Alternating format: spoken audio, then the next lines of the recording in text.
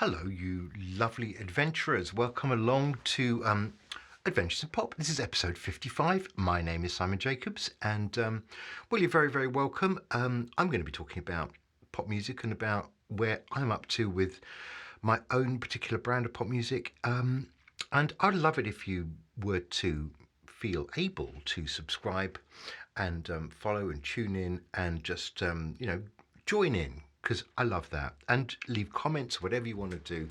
Participate in the adventure journey. Today, I'm going to be talking about some of the big decisions that have to be made when you're thinking about a whole new album, a whole new kind of concept of, what are you delivering next? I'm at that position where I have released 4 albums, which is great. But I've sort of hit a bit of a tricky period. I'm going to tell you all about it.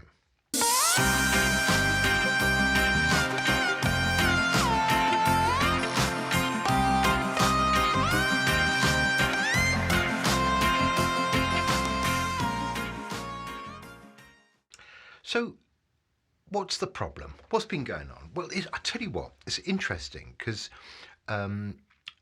I've been a little bit irregular with my adventures in pop videos, and I've been trying to work out what has been keeping me from talking to you and just getting on with stuff. And for that matter, what has been keeping me from, writing 1,000 songs every day and churning out those extraordinarily huge monster hits, which of course is, well, not quite what I do, but one day maybe what I dream of. So here's the thing. I'm at a bit of a kind of a crossroads of my own material. We're a couple of weeks away from the Goldhawk Foxes, my other project, releasing its very first single, although that is now ready to go, and the date of that, here comes hot news, will be the 1st of April, April Fools.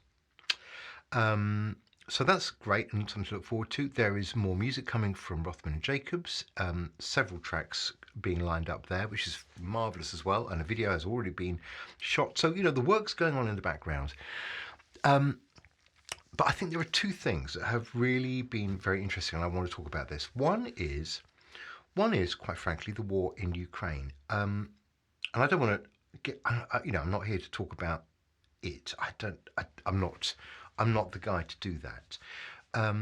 But I will tell you that it kind of has an effect, which is to make a lot of, the everyday feel a bit trivial, like it's just, in comparison. I've struggled with, what's the point if people are being, killed in their homes in Ukraine? I'm sort of sitting here thinking, so what? I'm just going to carry on talking about, some nice pop music. It suddenly feels just a bit more difficult to do that because you're looking at things that are going on around the world, which of course are completely out of our control, and it renders us sort of helpless. And I think I have suffered a little bit over the last couple of weeks from just feeling, despondent and very helpless. And I know there are some good things that good people can do, and I encourage everyone to do what they can. But in terms of creativity, I think it is not helpful, to put it mildly. So that's been tricky. I mean, what do you do when you've got something like this going on, which is basically full-scale horror? Do you write about it? I think you. I don't. I mean, it's too raw at the moment. I don't know how anyone. I don't know how you address it really without it sounding crass, or worse still. And I did think about this. Even worse than crass is you can look like you're sort of publicity seeking on the back of something, inexplicably horrible. And I don't think that's a good look. So for a little while I was thinking, do I have a track that I could put out that sort of talks to what's going on in Ukraine, and maybe if I release it, then I give all the proceeds to charity. But I just thought actually, what that looks like is somebody trying to find an opportunity on the back of all that suffering. I don't think you can do that. I don't think I can do that. So I'm not going to do that. Um, and then okay, you think right. Well, okay, I'm not going to write a song about a war in Ukraine. Good decision. And then what has happened to me a little bit is, so what am I going to write about? I'm going to write about having a cup of tea. Going to write about going to the shops. I mean, it suddenly becomes incredibly facile, doesn't it? Really. And I think I'm sure different people have had that struggle in different ways, in different circles. I'm not saying it's unique to me or to songwriters or musicians or anything. I think it probably affects all of us in various different ways. And for me, it has just made it hard to get moving on something new. And this is the point. You see, I think if I was halfway through a process of releasing a whole bunch of tracks, I'd released 4 of them, I had another 6 in the can or something like that, I don't think we'd notice any problem because I would just put another one out. They're already here. I'm on that kind of cycle of just getting the songs out on on the right date, making sure they've got their videos and their nice cover art, and off we go. The music has already been done. Basically, the hard work has been done earlier, probably a year earlier. So that would be great. It just so happens that this horrific world event happens at the time when I'm sort of between albums. As I say, it's marvelous to have released 4 albums. I'm very grateful. And album number 5, I kind of know what it is, but I before I release it, I have to start thinking about, and this is the other thing that's really interesting, and I want to share this with you in particular. On the kind of verge, on the eve of releasing a brand new album, I think it's really important to kind of think about, in its kind of broadest sense, what is it I'm releasing, what makes this different from the last 4 albums, and what is the concept I'm going to go with. Because if I'm releasing single after single after single, as I did with 12 Colours a few years ago, and then I did again with Me and My Big Mouth last year primarily, I think it's important. This is maybe it's something that I'm viewing differently than the way other people would come at this, but I think it's important to release a bunch of singles that have some coherence. They need to look like they are.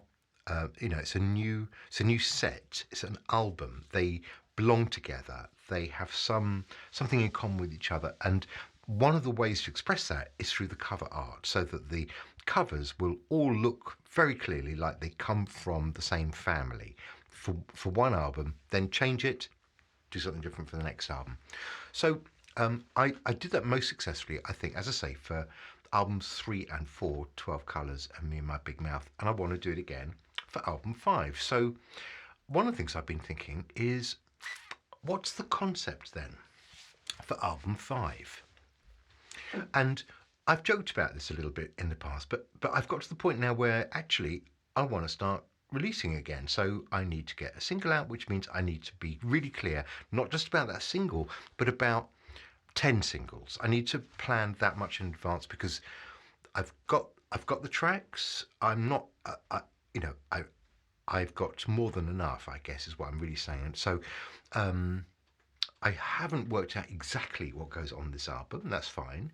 I can leave it as I'm going along a little bit, but I've got to be sure that I've got enough, and I need to know what that concept is from the minute I get going. See, look, back in the old days, I'm talking about 2017 when I first started doing this, I was ever so excited. I just released an album. I put it all together, put out the first album. I nearly did the same again for the second album. Problem, if nobody knows who you are, it's very unlikely that they're going to think, well, I don't know who this person is at all. I've never heard any of their music. I'm going to listen to a whole album of theirs. It just doesn't happen.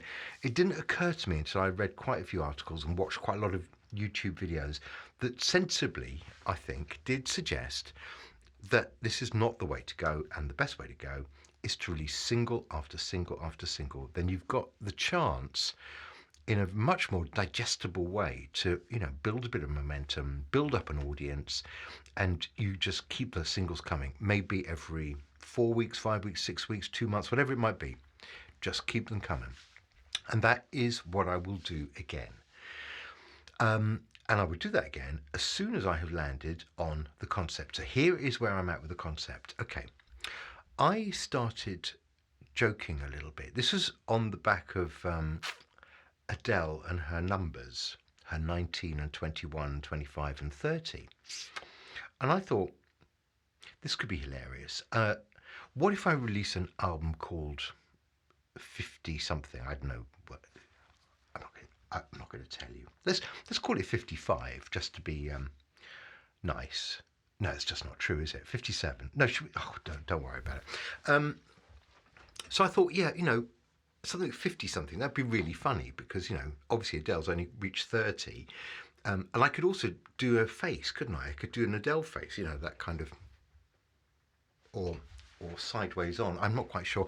I hadn't really got that far.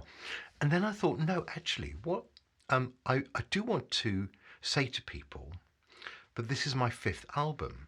So maybe it's more sensible to call it 5. And I think I have mentioned this in an early video, because it did just sort of occur to me that 5 is, it's my 5th album, call it 5. But in so doing, I could still have a little play with some of the kind of Adele iconography. I could still, for example, borrow, I'm only borrowing Adele's font. We've talked about Adele's font before, haven't we? She has a very exciting font. Well, anyway, look, the other day I did a bit of research. I discovered what fonts she has been using. It's more than one. She has changed the font for the different albums, but only very subtly. So I picked one that felt like it was kind of, mid-level Adele. I can even tell you what it is if you want to get really, really geeky and boring. No, let's leave that. But I thought what I can do is go with 5, go with Adele's font, so Simon Jacobs 5. On the singles, it can say Simon Jacobs 5, and then have the name of the single. But the 5 would appear on every single cover, Simon Jacobs 5, Simon Jacobs 5. So a message is coming across there, and then of course the album would be Simon Jacobs 5. It's quite simple, really, isn't it? But by teasing that through all of the singles, that would be one way of doing it. And then just to add a little delicious bit of, Adele, I suppose, Mickey taking in a very, very gentle kind of way. I wondered about using a photograph that I actually have on my wall downstairs of me at the age of about 5. I think, if I'm really honest, I'm probably about 6 in this photo, but don't tell anyone. And I'm going to show you that photograph right now, because I've started playing around with it to work out if I can frame it in such a way that I can use a picture of me being 5. And I was quite cute until I was about, I was cute until puberty spoiled everything, but let's not, we haven't got time to go there. So quite a cute little boy, age 5, and that would be the picture, and it would say Simon Jacobs 5, and then the name of each single as we go through the next few months or year. So that's the plan. And the reason I'm telling you this is because actually it's part of what has been holding me up a little bit, is been trying to land this, trying to work out, what do I do for this album that is just, is going to keep people interested, keep me interested, and set it apart from the previous 4, and be fun to play with. So maybe each single has a slightly different kind of color wash, but essentially it's exactly the same format. Picture, Simon Jacobs 5, and then whatever the single title is. So anyway, look, I can't promise absolutely that's what it's going to be, but I'm beginning to kind of arrive at that conclusion. So I do think it will be called Simon Jacobs 5. I guess the images and the fonts etc. could change. So look, I I think it's important to know this because not just because I'm sharing with you, that I've had a bit of a tricky couple of weeks, but actually I think when you two are also thinking about how you pull an album together, rather than just releasing the whole album and nobody really being that bothered about it, is releasing single after single and making sure they all look like they're coming from the same place, the same box, the same family.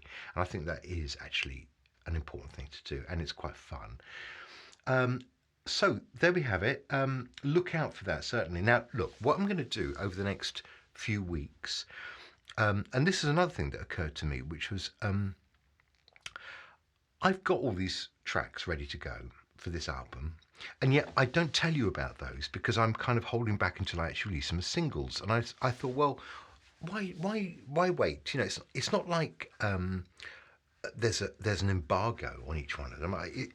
Occasionally, I think I make this mistake, and I'm sure other people make this mistake.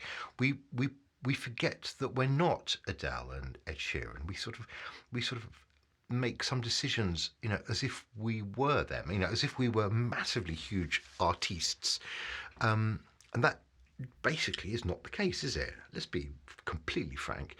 So I don't think I'm really causing any problems, commercially to myself. If I tell you about a track in, some way, some months before it actually gets released, and I think that's would be quite a fun thing to do. I want to talk to you about the songs that I have more recently written, tell you what was working well, what I struggled with.